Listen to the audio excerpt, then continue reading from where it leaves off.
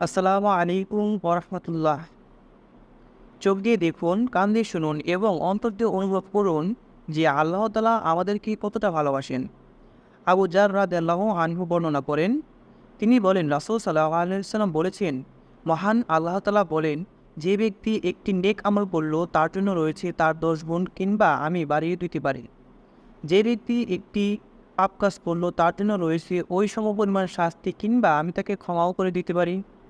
যে ব্যক্তি আমার দিকে অর্ধহাত পরিমাণ অগ্রসর হয় আমি তার দিকে 1 হাত পরিমাণ অগ্রসর হই। যে ব্যক্তি আমার দিকে 1 হাত পরিমাণ অগ্রগামী হয় আমি তার দিকে 1 বাহু পরিমাণ অগ্রগামী হই। যে ব্যক্তি আমার দিকে হেঁটে আসে আমি তার দিকে দৌড়িয়ে যাই। যে ব্যক্তি পৃথিবী সমপরিমাণ গুনাহ নিয়ে আমার সামনে হাজির হয়, যদি ওই গুনাহের মধ্যে যদি কোনো অংশীদার সাব্যস্ত না থাকে, তাহলে আমি তার সামনে পৃথিবী সমপরিমাণ ক্ষমা নিয়ে হাজির হব।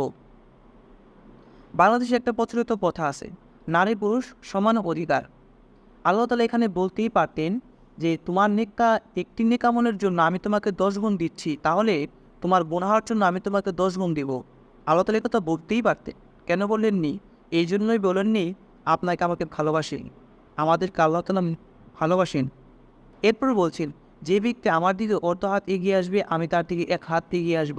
যে ব্যক্তি আমার দিকে 1 হাত পরিমাণ এগিয়ে আসবে আমি তার দিকে 1 বাহু পরিমাণ এগিয়ে আসব। যে ব্যক্তি আমার দিকে হেঁটে আসবে আমি তার দিকে দৌড়িয়ে যাব।